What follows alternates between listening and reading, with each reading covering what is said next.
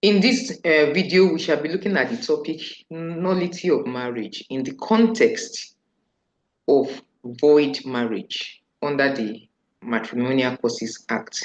So that tells us that we are looking at statutory marriage and what can make a statutory marriage to be void.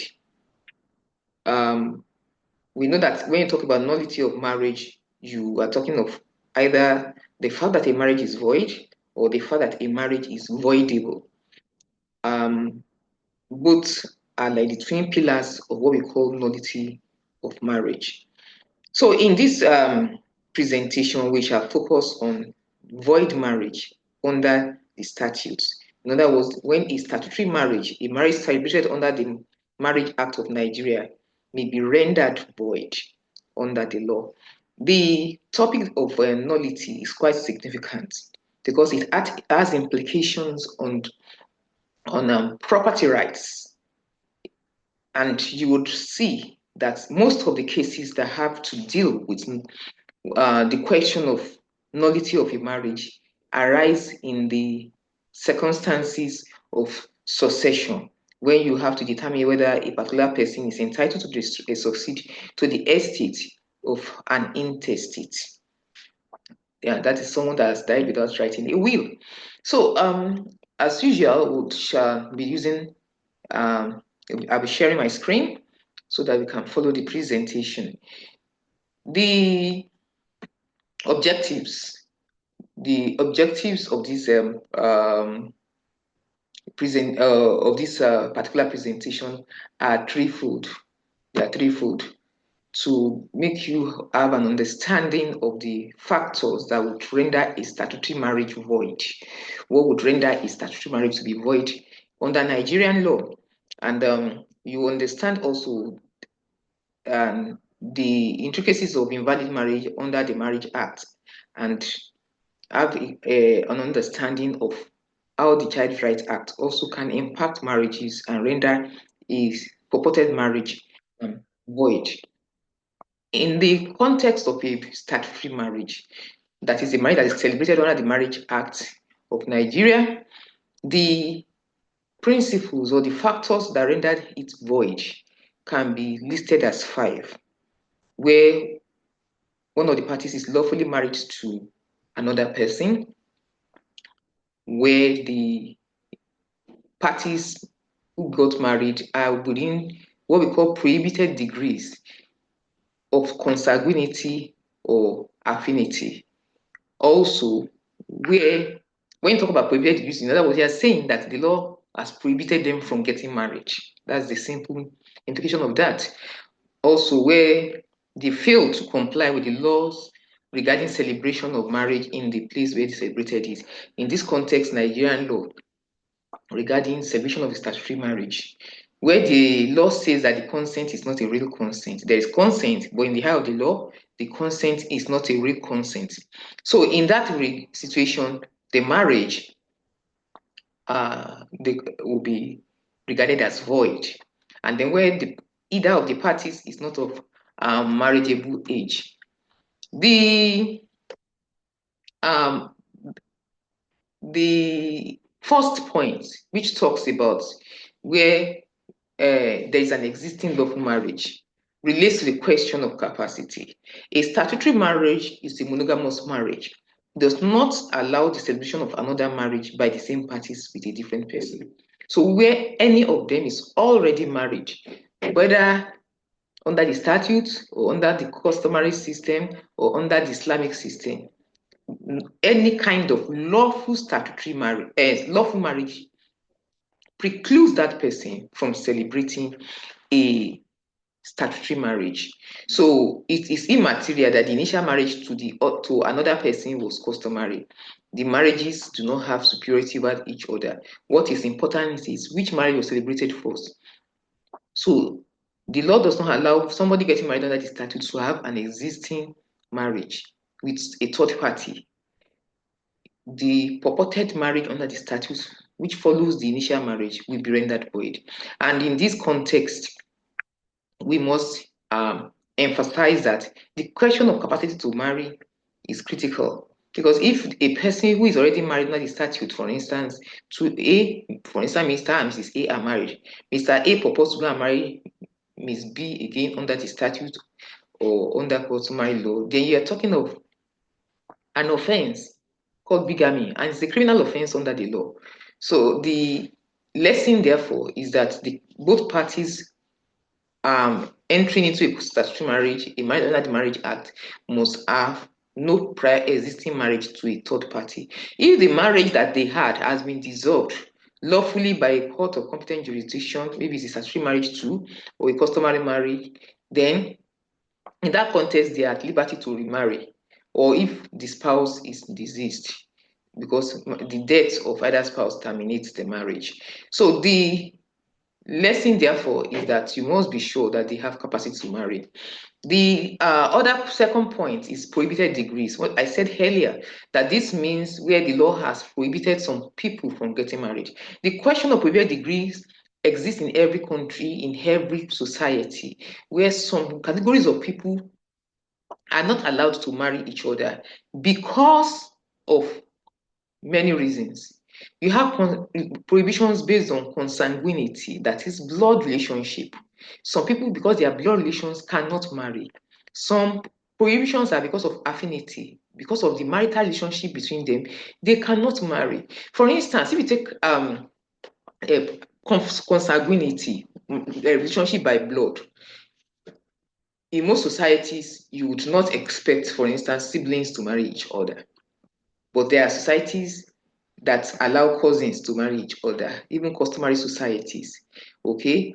Sometimes the cousins are of the third degree and the field is too remote.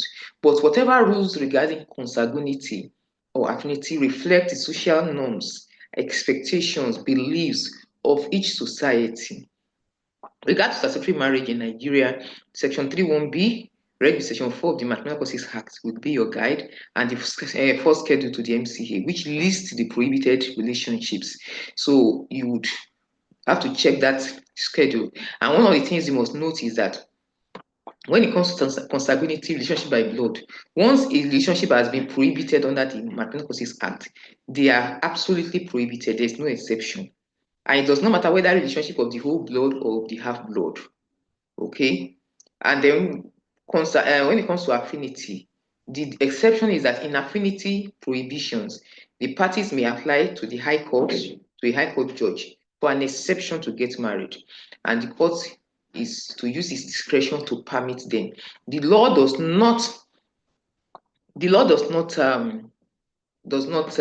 the Matrimonial Causes Act does not state the conditions under which the court is to exercise its discretion, and that means it is open to the judge to decide. Non-compliance with the law. If you do not comply with the law, in family law, we talk about less lucid celebration means the law of the place of celebration. You would that means you have not followed due process, and if you do not follow due process, that means that the marriage will be void. In this regard, non-compliance with the law relates to non-compliance with the Marriage Act and the provisions regarding celebration of marriage. So you would need to look at those provisions and make sure that you follow those steps that have been stated. Now, you can read this together with Section 33(2) of the Marriage Act, the MCA, and Section 33(2) of the Marriage Act, which talks about the fact that a marriage will be invalid where the parties knowingly, both parties knowingly, that is intentionally and deliberate, willfully, acquiesce to celebrate their marriage. For instance, one at a place that is not the registrar's office or licensed place of worship, which is where you celebrate statutory marriages, or any place that is designated by the special license that has been granted by the registrar under the act, or where they marry under false names, or without a registrar certificate of your license, where you do not even go to the registry to obtain this registrar certificate, which you are supposed to take to the place for celebration, authorizing you to get married, or where you do not the marriage is celebrated by a person that is not a minister of religion or a registrar of marriages. So these conditions render a statutory marriage invalid under the Marriage Act. And you can also see Section 4, which talks about other conditions. Furthermore, the Same-Sex Marriage Prohibition Act provides a legal framework that prohibits celebration of same-sex marriages under the Act. It prohibits celebration of state-sex marriages under the Act. Same-sex marriages in Nigeria, and therefore same-sex couples cannot get married under the law. They lack capacity.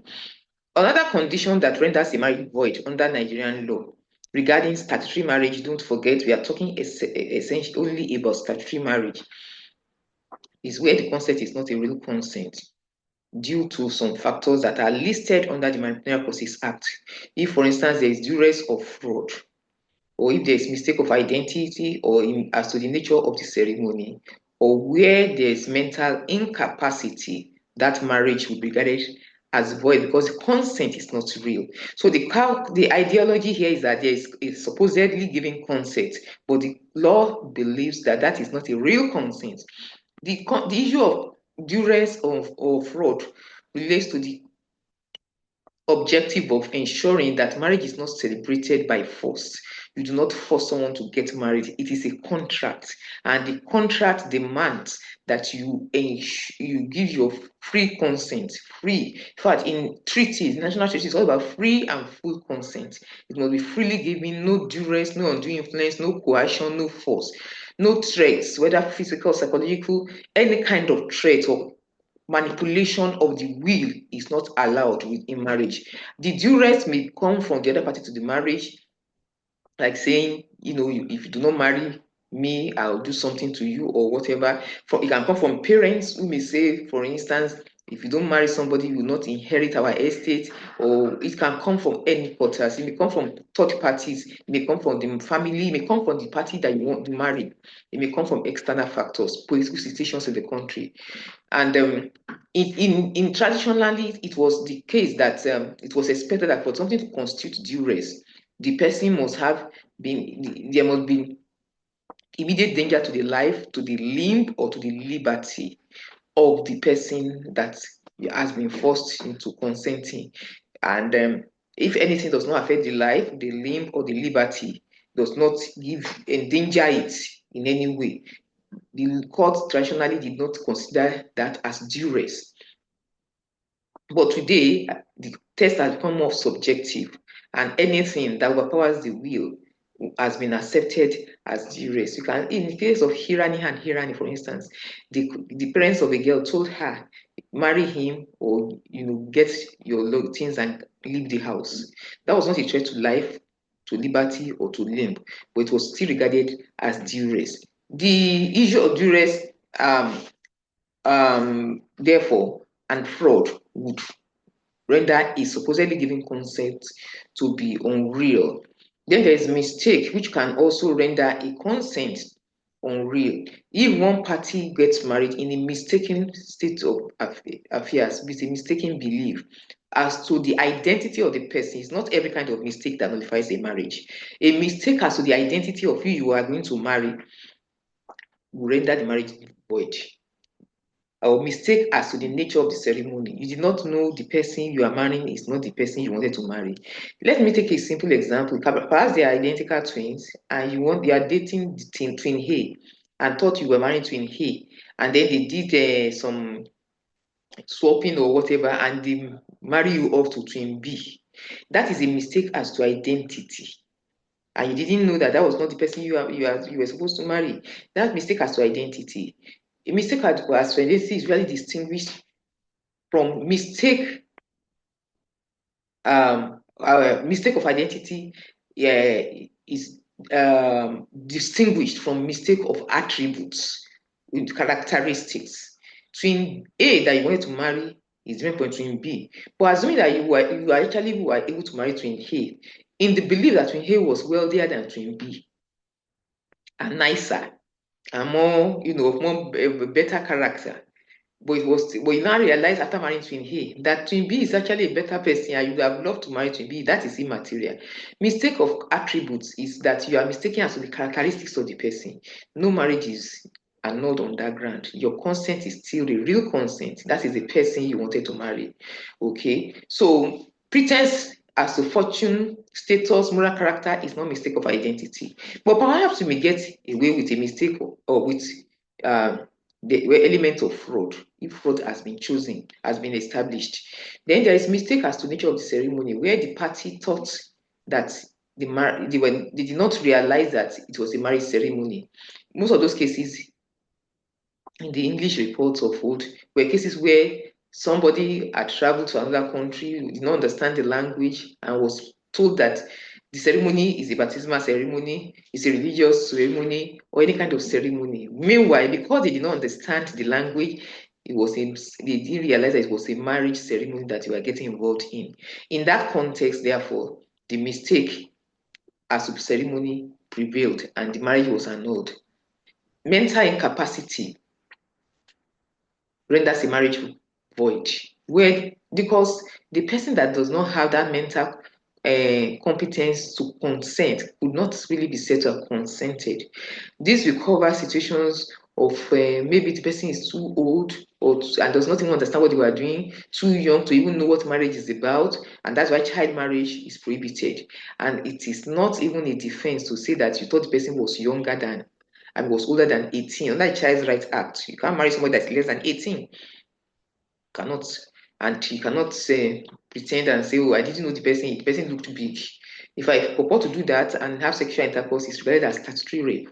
Then intoxication. Somebody is under the influence of alcohol, they not even know what they are doing and quickly get married, or imbecility. These are some of the things that can vitiate your consent, and it makes the law to say the consent is not a real consent. The case of RAPAC is interesting in trying to distinguish capacity to marry and to make a will, where somebody who had already made a will and had made his nephew step as a beneficiary, then one day had a stroke and then decided to change his will and wrote a will. He got married in the morning, wrote a will in the afternoon, and in the night he was dead. He was dead. Test of incapacity is subjective. You have to look at each person's case and see whether this particular party had the capacity to consent, whether they are in a state of mental health that enables them to consent. And then in this context, you are not looking at the marriage and saying, oh, this person should not have married that person. No. If, for instance, somebody decides to marry, a 20-year-old girl decides to marry a man of 75, the wisdom in that marriage is not the business of the law. It's not the wisdom of the marriage. We are not looking at whether it was a wise decision to have married that particular person, but we are looking at whether that person has sufficient mental competence, mental, freedom, mental ability, mental competence to exercise that choice of marriage. And in your literature, you could look at some of these cases that have been listed. The other reason why a marriage would be annulled as void under the Matrimonial Causes Act is where the person is not of marriageable age. When the person is not of marriageable age, either party. Section 3 of the Matrimonial Causes Act talks about marriageable age. But the Matrimonial Causes Act and the Marriage Act, principal legislations on statutory marriage in Nigeria, did not define age of marriage. If you look at the provisions regarding celebration of marriage, it only talks about the fact that where either party is less than 21 years and it's not a widow or widower, then you need parental consent to get married. That's the most that is said about age. So until the Child Rights Act was enacted, you had that gap in the law. Now, most statutes talk about the age of 18. Section 21 of the Child Rights Act, a person of 18 is capable of transacting a valid marriage. That act applies to all children, irrespective of the kind of marriage you want to contract. Anybody less than 18 cannot contract a statutory marriage, a customary marriage, and Islamic marriage if you are looking at the Child Rights Act. But when it comes to child rights law, because the act has to be domesticated in states, each state, and a lot of the states that domesticated the Child Rights Act have provisions regarding the rights of children. The conclusion, therefore, is that when it comes to a statutory marriage, whether it is void or not has to be examined under the Matrimonial Causes Act, together with the Marriage Act and Child Rights Act, and any other subsequent legislation that applies to statutory marriages. The provisions of the MCA regarding what constitutes a void marriage are essentially stated in Section 3 of the Matrimonial Causes Act, together with supporting sections of the Act and the other statutes as mentioned above. And this can be summarized as lack of capacity, where the other party does not have capacity to marry, whether they are within the prohibited degrees of consanguinity or affinity, whether they lack, where there is what the law calls lack of real consent.